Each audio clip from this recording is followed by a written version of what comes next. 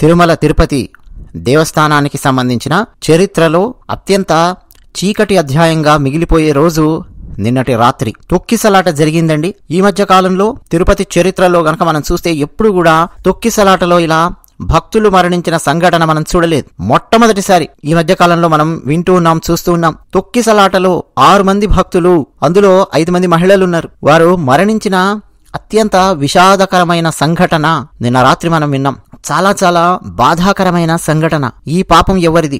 ఈ పాపం ఎవరిది? ఎవరి అకౌంట్లో ఈ పాపం పడాలి? ఎవరికి శిక్ష పడాలి? ఎవరు బాధ్యత తీసుకోవాలి? ఆలోచించే ప్రయత్నం చేద్దాం. మీరు కూడా మీ అభిప్రాయాలు కామెంట్ సెక్షన్ లో నిర్మోహమాటంగా, నిర్భయంగా, నిర్ద్వంద్వంగా రాసి మీ అభిప్రాయాలు తెలియజేయండి. తిరుమల తిరుపతి దేవస్థానం వారు వైకుంఠ ఏకాదశిని పురస్కరించుకొని సర్వదర్శనం టోకెన్ల జారీ కార్యక్రమాన్ని మొదలుపెట్టారు. అందులో జరిగిన తొక్కిసలాటలో 6 భక్తులు ప్రాణాలు కోల్పోయారు. టోకెన్ల జారీ కోసం తిరుపతిలోని 9 ప్రాంతాలలో 90 కౌంటర్లు ఏర్పాటు చేసినట్టుగా తెలుస్తోంది. ఆ కౌంటర్లలో బైరాగిపట్టెడ అనే ప్రాంతంలో రామానాయుడు మున్సిపల్ హైస్కూల్ ఆవరణలో టోకెన్ల జారీ కోసం మొత్తం 10 కౌంటర్లు ఏర్పాటు చేశారు. అక్కడికి మధ్యాహ్నం నుంచే తిరుపతి కావచ్చు, తిరుపతి చుట్టుపక్కల ప్రాంతాల నుంచి కావచ్చు, తమిళనాడు నుంచి కావచ్చు, పెద్ద సంఖ్యలో భక్తులు చేరుకున్నారు. తిరుపతిలో ఏర్పాటు చేసిన ఈ 90 కౌంటర్లలో భక్తులు మధ్యాహ్నం నుంచే పడిగాపులు కాయడం మొదలు పెట్టారు. ఇక ఎక్కడైతే సంఘటన జరిగిందో అక్కడ కూడా చూస్తే హై స్కూల్ వెనక వైపు మున్సిపల్ పార్క్ ఉంది. అక్కడ ఈ భక్తులందరూ మధ్యాహ్నం నుంచే వచ్చి కూర్చొని ఎదురు చూస్తూ ఉన్నారు. రాత్రి 8:50 సమయంలో క్యూ లైన్ల కోసం అనుమతించారు. ఆ విషయం తెలియగానే అందరూ ఒక్కసారిగా పరుగులు తీశారు. పార్క్ నుంచి హై స్కూల్ ఆవరణలో ప్రవేశించేందుకు ఏర్పాటు చేసిన గేటు మీదికి ఒక్కసారిగా జనం వచ్చి పడ్డారు. గేటు తెరుచుకుంది. పెద్ద సంఖ్యలో భక్తులు లోపలికి వెళ్ళడానికి ప్రయత్నం చేశారు. అంటే మాకు టికెట్ దొరుకుతుందా అని చెప్పి తోపులాట ప్రయత్నం, తొక్కిసలాట జరిగింది. అంటే మధ్యాహ్నం నుంచి అక్కడ పడిగాపులు కాస్తూ వేచి చూస్తున్నటువంటి భక్తులు ఒక్కసారిగా టికెట్స్ ఇస్తున్నారు అని చెప్పి తెలియగానే తమ ఆనందమా, తమ ఏవనాలు మనకు అర్థం కావట్లేదు. ఆ ఉత్సాహమా వేగంగా పరిగెత్తుకొని వచ్చారు. తొక్కిసలాట జరిగింది. భక్తుల్లో మహిళలున్నారు, వృద్ధులున్నారు. చాలా మంది భక్తులు, ముఖ్యంగా మహిళలు, వృద్ధులు కింద పడిపోయారు. పరిస్థితిని అదుపు చేయడం కోసం పోలీసులు ప్రయత్నం చేశారు, కానీ సాధ్యం కాలేదు. పోలీసులు ఆ తర్వాత అదనపు బలగాలను రప్పించి అదుపు చేసే ప్రయత్నం చేసే లోపే ఈ దారుణం అంతా జరిగిపోయింది. తొక్కిసలాటలో చాలా మంది అపస్మారక స్థితికి వెళ్ళిపోయారు. పోలీసులు, అక్కడే ఉన్న స్థానికులు, ఇతర భక్తులు సిపిఆర్ చర్యలు ఇవన్నీ కూడా చేశారు. బట్ ఈలోపే ఈ విషాదం అనేది జరిగిపోయింది. అయితే మనకు ఇంకొక కథనం కూడా వినిపిస్తోంది. బైరాగిపట్టెడ ప్రాంతంలో, ఆ కేంద్రంలో ఒక మహిళ అస్వస్థతకు గురయ్యింది అని, ఆ మహిళను బయటకి తీసుకురావడం కోసం, అంటే ఆ మున్సిపల్ పార్క్ లో వేచి చూస్తున్నటువంటి భక్తురాళ్లలో ఒక మహిళ అస్వస్థతకు గురయ్యింది. ఆమెను ఆసుపత్రికి తరలించడం కోసమని, ఆమెను బయటకు తీసుకురావడం కోసమని ఒక పోలీసు అధికారి గేటు తెరిచారు. అయితే భక్తులలో చాలా మంది సర్వదర్శనం ఆ టోకెన్లు ఇవ్వడం కోసం గేట్లు తెరిచారు అని చెప్పి అర్థం చేసుకుని ఒకరినొకరు తోసుకుంటూ ముందుకు దూసుకొచ్చేసరికి తొక్కిసలాట జరిగింది అని చెప్పి మరొక కథనం మనకు వినిపిస్తోంది. అయితే క్షతగాత్రులను రుయా ఆసుపత్రికి, స్విమ్స్ ఆసుపత్రికి తరలించారు. ప్రధానమంత్రి నరేంద్ర మోదీ గారు స్పందించారండి. తిరుపతిలో తొక్కిసలాట ఘటన మీద ప్రధానమంత్రి నరేంద్ర మోదీ గారు తీవ్ర దిగ్భ్రాంతి వ్యక్తం చేశారు. ఈ ఘటన బాధాకరము అని, బాధితులకు ఆంధ్రప్రదేశ్ ప్రభుత్వం అన్ని విధాలుగా సహాయం అందిస్తుంది అని చెప్పి మోదీ గారు చెప్పారండి. అంతేకాకుండా క్షతగాత్రులు త్వరగా కోలుకోవాలి అని చెప్పి ప్రధానమంత్రి నరేంద్ర మోదీ గారు ఆకాంక్షించారు. అయితే ఇందులో పోలీసుల వైఫల్యమే ఉంది అని అక్కడికి వచ్చిన భక్తులు మాట్లాడడం మొదలు పెడుతున్నారండి. కొంతమంది భక్తులైతే మా కళ్ల ముందే మా వాళ్లను తొక్కేయడం నేను చూశాను, పూర్తిగా పోలీసుల వైఫల్యమే, పోలీసులు బయట ఉన్నారే గాని పార్కు లోపలికి వచ్చి కంట్రోల్ చేయలేకపోయారు అని కొంతమంది భక్తులు. అలాగే మరికొంతమంది భక్తులు అందరూ కలిసి ఒక్కసారిగా గేటును నెట్టేస్తున్న టైంలో పోలీసులు సరిగ్గా స్పందించి అదుపు చేస్తుంటే పరిస్థితి చక్కబడేది అని మరొక భక్తుడు. కొంతమంది భక్తుల యొక్క భార్య, బిడ్డలు స్వల్ప గాయాలతో బయటపడ్డ వాళ్ళు కూడా ఉన్నారండి. వాళ్ళు మీడియాతో మాట్లాడుతూ ఇవన్నీ చెప్తూ ఉన్నారు. అయితే మరణించిన 6 మంది భక్తులలో 5 మంది మహిళలు ఉన్నారు. అయితే ఈ తొక్కిసలాట సంఘటన ఎక్కడైతే జరిగిందో అక్కడ 5 మంది మరణించారు అని, ఇంకా 6వ వ్యక్తి వేరే, అంటే శ్రీనివాసం దగ్గర ఏర్పాటు చేసిన కేంద్రం దగ్గర అస్వస్థతకు గురైనటువంటి మహిళ అని, అంటే తొక్కిసలాటలో మరణించింది 5 మంది ప్లస్ శ్రీనివాసం దగ్గర అస్వస్థతకు గురై మరో మహిళ, ఇట్లా 6 మంది మరణించారు అనేది కలెక్టర్ వెంకటేశ్వర్ గారు ఆయన లేటెస్ట్ గా ఇచ్చినటువంటి రిపోర్ట్ లో చెప్తూ ఉన్నారు. మరణించిన వాళ్ళండి 4 మహిళలు, 1 పురుషుడు. ఇప్పటికీ వారిని గుర్తించారు. నర్సీపట్నానికి చెందిన బుద్దేటి నాయుడు బాబు గారు, వయసు 51 సంవత్సరాలు. విశాఖపట్నానికి చెందిన రజనీ గారు, వయసు 47 సంవత్సరాలు. లావణ్య గారు, వయసు 40 సంవత్సరాలు. శాంతి గారు, వయసు 34 సంవత్సరాలు. కర్ణాటకలోని బళ్ళారికి చెందిన నిర్మల గారు, వయసు 50 సంవత్సరాలు. అలాగే శ్రీనివాసం దగ్గర ఏర్పాటు చేసిన కేంద్రం దగ్గర అస్వస్థతకు గురై మరణించినటువంటి మహిళ తమిళనాడులోని సేలం ప్రాంతానికి చెందిన మల్లిగ, వయసు 49 సంవత్సరాలు. ఇదండి మనకు కలెక్టర్ వెంకటేశ్వర్ గారు అందించినటువంటి సమాచారం. అయితే వైకుంఠ ఏకాదశిని పురస్కరించుకొని తిరుమల శ్రీ వెంకటేశ్వర స్వామి వారి వైకుంఠ ద్వార దర్శనం, ఉత్తర ద్వార దర్శనం కోసం తిరుపతిలోని ఇన్ని కేంద్రాల దగ్గర స్లాటెడ్ దర్శనం, సర్వదర్శనం SSD అని చెప్పి పేరు పెట్టారు. ఆ టోకెన్ల జారీ కోసం టీటీడీ అధికారులు చేసినటువంటి ఏర్పాట్లు. ఈ నెల జనవరి 10, 11, 12 తేదీలకు సంబంధించి మొత్తం 1,20,000 టోకెన్లు జారీ చేయబోతున్నట్టు ముందుగానే ప్రకటించారు. 9వ తేదీ అంటే గురువారం ఉదయం 5 గంటలకు టోకెన్ల జారీ ప్రక్రియ ప్రారంభించబోతున్నాము అని చెప్పి కూడా చెప్పారు. దాంతో అండి ముందే బుధవారం ఉదయం నుంచే ఆంధ్రప్రదేశ్ రాష్ట్రంతో పాటు తెలంగాణ రాష్ట్రం, కర్ణాటక రాష్ట్రం, తమిళనాడు రాష్ట్రం, ఇట్లా వివిధ రాష్ట్రాల నుంచి స్వామివారి భక్తులు పెద్ద సంఖ్యలో ఆ కేంద్రాల దగ్గరకు వచ్చారు. బుధవారం సాయంత్రం అయ్యేసరికండి భారీ సంఖ్యలో భక్తులు తిరుపతిలోని వివిధ ప్రాంతాలలో గుంపులుగా కనిపించారు. అయితే తొక్కిసలాట కేవలం ఒకే చోట జరిగింది అని చెప్పి కూడా పొరపాటు. తొక్కిసలాటలో మరణాలు జరిగినటువంటి ప్రదేశం బైరాగి పట్టెడ కాబట్టి కేవలం అక్కడ మాత్రమే తొక్కిసలాట జరిగింది, అక్కడ మాత్రమే పోలీసుల వైఫల్యం ఉంది అని చెప్పి కూడా పొరపాటు. మొత్తం 4 ప్రాంతాల్లో తొక్కిసలాట జరిగిందండి. జీవకోన, అలాగే బైరాగి పట్టెడ, శ్రీనివాసం, అలిపిరి, ఈ 4 ప్రాంతాలలో తొక్కిసలాట జరిగింది. ఫస్ట్ అండి జీవకోన దగ్గరున్న జిల్లా పరిషత్ ఉన్నత పాఠశాలలో కాస్త తోపులాట జరిగింది. రాత్రి 7 గంటల టైంలో భక్తులు ఒక్కసారిగా క్యూ లైన్లలోకి ప్రవేశించే ప్రయత్నం చేశారు. అక్కడ పోలీసులు అడ్డుకునే ప్రయత్నం చేసినా తోసుకుంటూ లోపలికి వెళ్లి ఒక తోపులాటకు దిగారు. కాకపోతే అక్కడ SP సుబ్బారాయుడు గారుండి పరిస్థితిని అదుపులోకి తీసుకొని వచ్చారు. ఆయన గనక అక్కడ పరిస్థితి అదుపులోకి తీసుకురాకపోయి ఉంటే మరింత ఘోరంగా ఉండేది జీవకోన దగ్గర. సో జీవకోన దగ్గర పరిస్థితిని చాలా వేగంగానే అదుపులోకి తీసుకొని వచ్చారు. హమ్మయ్య అని అనుకునే లోపు బైరాగి పట్టెడలో ఉన్న రామానాయుడు హై స్కూల్ దగ్గర తొక్కిసలాట. ఇక్కడ జరిగినటువంటి తొక్కిసలాటను వేగంగా అదుపులోకి తీసుకురాలేకపోయారు పోలీసులు. సో అక్కడ వినిపిస్తున్నటువంటి కథనాలండి, ఇప్పుడు మనకు 2-3 కథనాలు వినిపిస్తాయి. తొక్కిసలాట జరిగి మరణం సంభవించింది కాబట్టి ఆ మరణాలన్నింటినీ ఎవరి అకౌంట్లో వేయాలి అన్న ఉద్దేశంతో రకరకాల కథనాలు ఇప్పుడు మనకు వినిపిస్తాయి. దాన్ని బ్రేక్ చేసి ఆలోచించాల్సినటువంటి అవసరం ఉంది. అయితే రాత్రి 8:15 గంటలకు పార్కులో ఉన్నటువంటి వాళ్ళలో ఒకరు అస్వస్థతకు గురయ్యారు. ఆ వ్యక్తికి వైద్యం అందించడం కోసం అధికారులు గేట్లు తెరవబోతే క్యూ లైన్ల కోసమే గేట్లు తెరుస్తున్నారు అని భావించినటువంటి కొందరు ఒక్కసారిగా బలంగా గేట్ను తోసుకుని ముందుకెళ్లే ప్రయత్నం చేశారని, ఒకసారిగా పెద్ద సంఖ్యలో భక్తులు తోసుకుంటూ రావడంతో చాలా మంది కింద పడిపోయారని, అట్లా తోపులాట తొక్కిసలాట జరిగి ఊపిరాడక చాలా మంది తీవ్ర అస్వస్థతకు గురవడం, కొంతమంది అందులో మరణించడం. ఇది బైరాగి పట్టెడ దగ్గర జరిగినటువంటి ఘటన.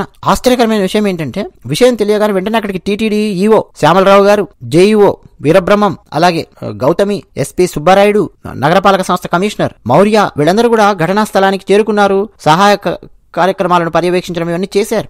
బట్ ఏం చేసినా అండి దారుణం అయితే జరిగింది. మొత్తం అండి తొక్కిసలాటలో ఇంకో 48 మంది భక్తులకు గాయాలయ్యాయి. వాళ్ళలో 12 మంది స్విమ్స్ లో, 36 మంది రుయా ఆసుపత్రిలో చికిత్స పొందుతూ ఉన్నారు. మొత్తం అండి తిరుపతి నిన్న నైట్ అంతా హాస్పిటల్స్ దగ్గర, తిరుపతి రోడ్ల మీద అంబులెన్సుల మోత, క్షతగాత్రుల బంధువుల రోదనలు, రుయా హాస్పిటల్ ప్రాంగణం మొత్తం అండి చాలా దయనీయమైనటువంటి పరిస్థితి. నిన్న రాత్రంతా హాస్పిటల్ కి తీసుకొచ్చి చికిత్స అందించే టైంలో క్షతగాత్రుల హాహాకారాలను విని అక్కడ ఉన్నటువంటి వాళ్ళందరండి చెలించిపోయిన పరిస్థితి. తిరుపతి జిల్లా కలెక్టర్ S వెంకటేశ్వర్ గారు, జేసీ శుభం బన్సల్, ఆర్డీఓ రామ్మోహన్ వీళ్ళందరండి హాస్పిటల్లో ఉండి క్షతగాత్రులకు మెరుగైన చికిత్స అందించేలాగా పర్యవేక్షించడం అన్ని కూడా నిన్న రాత్రంతా జరిగింది. అయితే అంతకుముందండి గతంలో బ్యారికేడ్లను ఏర్పాటు చేసి అక్కడ పరిస్థితిని అనుసరించి, పరిస్థితిని గమనించి భక్తులను క్యూ లైన్లలోకి వదిలేవాళ్ళు. మొత్తం బ్యారికేడ్స్ ఎక్కడికక్కడ ఏర్పాటు చేసి భక్తులు ఒక్కొక్కరుగానో ఇద్దరిద్దరుగానో క్యూ లైన్లలోకి ప్రవేశించే పరిస్థితికి వచ్చిన తర్వాత మాత్రమే క్యూ లైన్ల లోపలికి వదిలేవాళ్ళు. ఎప్పుడూ లేని విధంగా అండి బైరాగి పట్టెడ దగ్గర టోకెన్ల కేంద్రం దగ్గర ఉన్నటువంటి ఆ పార్క్, అందులో ఉన్న భక్తులను అనుమతించారు. అయితే మధ్యాహ్నం నుంచి అక్కడే కూర్చొని ఉండడంతో భక్తులు చాలా మంది అండి అస్వస్థతకు గురయ్యారు. గంటల తరబడి ఆ పార్కులో పక్కన వేచి చూస్తూ ఉంటే వాళ్ళ పరిస్థితి ఎలా ఉంటుంది చూడండి. పైగా పార్కులో ఎక్కువ మంది వచ్చి కూర్చున్నారు. వాళ్ళంతా ఒక్కసారిగా అండి బయటికి రావాలి, ఆ స్కూల్లోకి ఎంటర్ అవ్వాలి అని చెప్పి గేటు తోయడంతో కింద పడిపోవడం, తొక్కిసలాట. అయితే ఆ తొక్కిసలాటకు దారితీసిన కారణాలేంటి అన్నది టీటీడీ అధికారులు, పోలీసులు అక్కడికి వచ్చిన భక్తుల నుంచి మొత్తం వివరాలు సేకరిస్తున్నారు ప్రస్తుతం. కొందరు భక్తులు అనవసరంగా తోయడం వల్లనే తొక్కిసలాటకు కారణమయ్యిందా, లేకపోతే ఇంకేమన్నా కారణాలున్నాయా అని రకరకాలుగా పరిశీలిస్తున్నారండి. CCTV కెమెరా ఫుటేజ్లోనైతే పరిశీలిస్తూ ఉన్నారు. ఘటనకు దారితీసినటువంటి పరిణామాలు ఏంటి, దాని మీద సమగ్ర నివేదిక తయారు చేయాలని చెప్పి భావిస్తున్నారు. ఇప్పటికే చంద్రబాబు నాయుడు గారు చాలా సీరియస్ అయ్యారు. ఈరోజు చంద్రబాబు నాయుడు గారు తిరుపతికి వెళ్లబోతూ ఉన్నారు. సో క్షతగాత్రులకు సహాయక చర్యలు, వైద్య సేవలు ఎట్లా జరుగుతున్నాయని చెప్పి వాటిని అబ్జర్వ్ చేయడం కోసం మంత్రులు వంగలపూడి అనిత, అనగాని సత్యప్రసాద్, సత్యకుమార్ యాదవ్ వీళ్ళందరూ కూడా అండి ఈ బృందం తిరుపతికి ఆల్రెడీ బయలుదేరి వెళ్ళింది. దేవాదాయ శాఖ మంత్రి ఆనం రామనారాయణ రెడ్డి గారు, ఆయన ఈపాటికి తీతీదే ఉన్నతాధికారులతో ఆయన మాట్లాడారు. చంద్రబాబు నాయుడు గారు ఈరోజు వెళ్తూ ఉన్నారు. అయితే తిరుపతి లోపల ఒక కంట్రోల్ రూమ్ అనేది ఏర్పాటు చేశారు జిల్లా కలెక్టరేట్ లో. ఎందుకంటే తొక్కిసలాట్లో జరిగినటువంటి వాళ్ళ వివరాలు, చికిత్స పొందుతున్నటువంటి వాళ్ళ వివరాలు, వాళ్ళకు ఏ రకమైన చికిత్స జరుగుతోంది ఏంటి అని తెలుసుకోవడం కోసం ఒక కంట్రోల్ రూమ్ నెంబర్ కూడా ఇచ్చారండి. 0877-2236-007 ఆ నెంబర్ ఇచ్చి ఆ నెంబర్ సంప్రదించాలి అని చెప్పి కలెక్టర్ వెంకటేశ్వర్ గారు ఆయన మీడియాతో మాట్లాడారు. కానీ ఏది ఏమైనా అండి చాలా చాలా చాలా చాలా దారుణమైన సంఘటన. మామూలుగా కొన్ని కథనాల ప్రకారం చూస్తే ఉదయం 10 గంటల నుంచే ఆ రామానాయుడు ఉన్నత పాఠశాల కౌంటర్ దగ్గరికి భక్తుల తాకిడి పెరిగింది అని చెప్పి కొన్ని కథనాలు చెప్తూ ఉన్నాయి. ఏది గురువారం ఉదయం 10 గంటల నుంచే. దాంతో పక్కనే ఉన్న శ్రీ పద్మావతి పార్క్లోకి అనుమతించి అక్కడ కూర్చోండి అని చెప్పారు భక్తులను. మధ్యాహ్నం 2 అయ్యేసరికి భక్తులతో పూర్తిగా పార్కు నిండిపోయింది. కంట్రోల్ చేయడం కోసం భారీగా పార్కు దగ్గరికి పోలీసులు వెళ్లారు. సాయంత్రం 7 గంటలకు పూర్తిగా పార్కు నిండిపోయి ఎటూ కదలలేనటువంటి పరిస్థితి. భక్తులకు తాగునీరు పోలీసులు అందించారు అని అయితే పోలీసులు చెప్తున్నారు. తాగునీరు అందియలేదు, ఏం అందియలేదు అని చెప్పి కొంతమంది భక్తులు అంటున్నట్టుగా రకరకాల మీడియా కథనాలు వస్తున్నాయి. సరే, మళ్ళీ అదొక సమస్య. 8:20కి భారీగా రద్దీ పెరిగింది. నైట్ పార్కు నుంచి టికెట్ల జారీ కౌంటర్లోకి అనుమతి ఇచ్చారు. ఆ టైంలో భక్తుల మధ్య తోపులాట, తొక్కిసలాట, కింద పడిపోయారు కొంతమంది.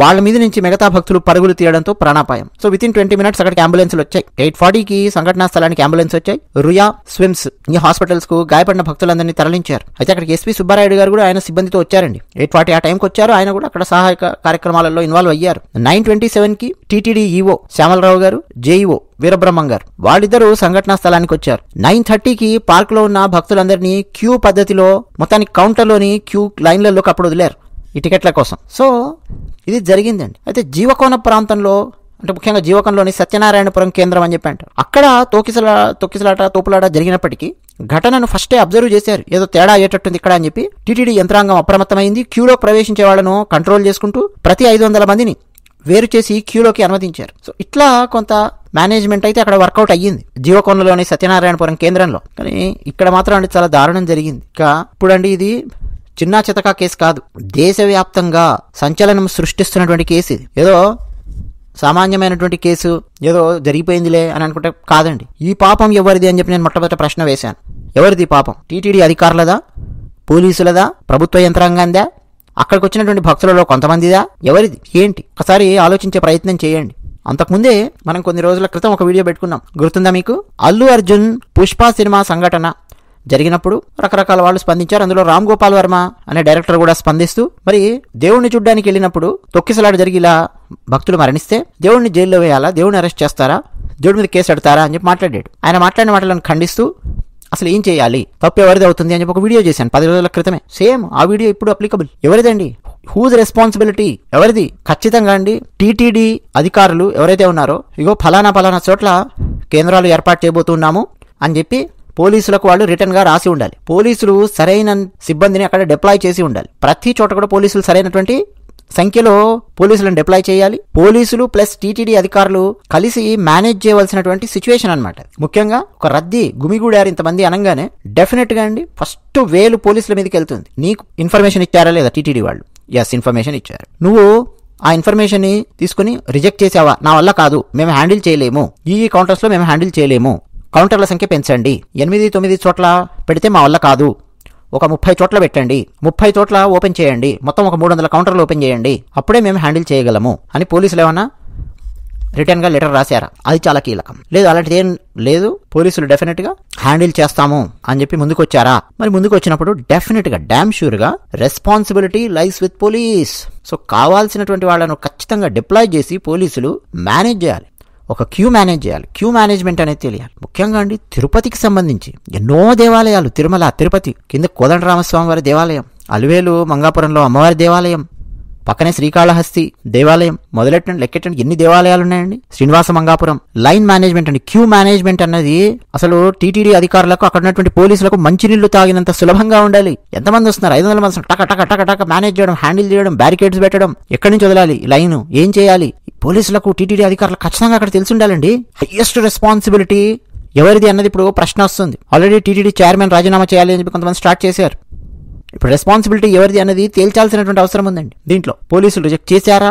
కౌంటర్ల సంఖ్య పెంచమన్నారా? కౌంటర్ల సంఖ్య పోలీసులు పెంచమని చెప్పినా సరే టీటీడీ అధికారులు పెంచలేదా? లేదు పోలీసులు అదేం చెప్పకుండా మేము హ్యాండిల్ చేస్తాంలే, మాకు ఆ సత్తా ఉంది అని చెప్పి ముందుకు వెళ్ళిపోయారా? లేదు అక్కడికక్కడ అన్ఎక్స్పెక్టెడ్ గా ఏమైనా జరిగిందా? పోలీసులు ఇంత చేస్తానని అక్కడికక్కడ అన్ఎక్స్పెక్టెడ్ గా ఏమైనా జరిగిందా? సో జరిగితే ఏం జరిగింది, ఎవరు చేశారు? సో వీటన్నిటికండి సమాధానాలు రావాల్సినటువంటి అవసరం ఉంది. మనం ఈ తొక్కిసలాట గురించి మనం మాట్లాడుకున్నాం. ఆ పుష్ప సంధ్యా థియేటర్ సంఘటన, అక్కడ ఖచ్చితంగా Allu Arjun and Sandhya theatre. అందులో మరో డౌటే లేదు, మరో మాటే లేదని చెప్పి స్పష్టంగా చెప్పాం మనం. ఎందుకంటే పోలీసులు క్లియర్ కట్ గా Chikkadpally police station SHO Naik గారు లెటర్ రాశారు, క్లియర్ కట్ గా లెటర్ రాశారు. Entry and exit point of the Sandhya theatre is at the same point, means there is no separate entry and exit for Sandhya Theatre. In the RTC Crossroads, there are many theatres, and within the same compound of Sandhya Theatre, there are restaurants.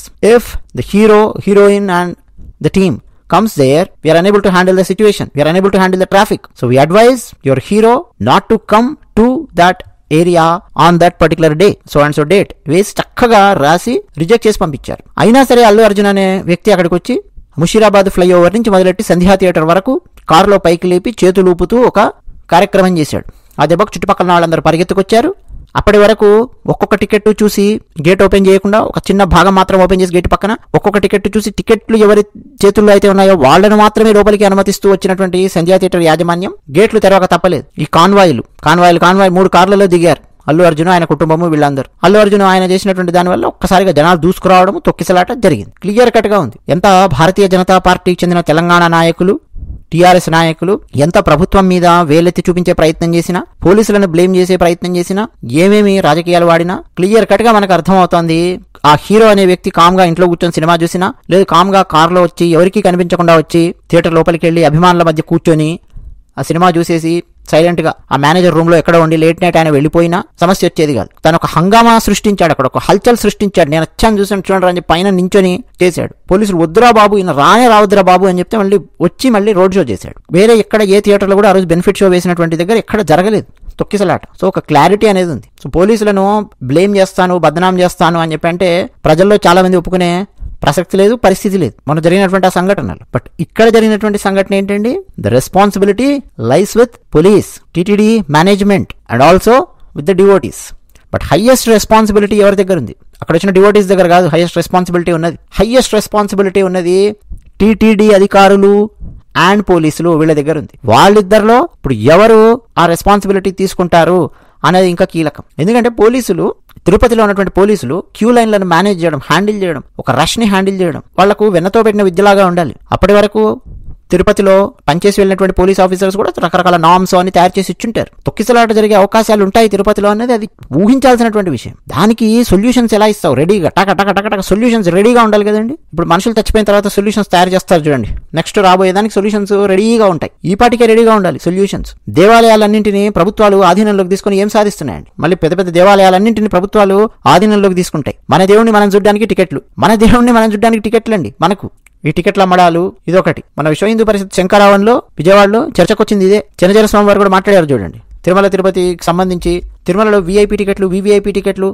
ఏందా బాబు ఈ గోళ, ఏంటి ఈ line? అందరూ సమానమే స్వామివారి ముందు, అది ఎందుకు మనము తీసుకురాలేకపోతున్నాము అన్నటువంటి ప్రశ్న వేశారు. ఆ టికెట్ల కోసం పడిగాపులు, అక్కడ జనాలు అట్లా పడిగాపులు పడేలా చేయడము.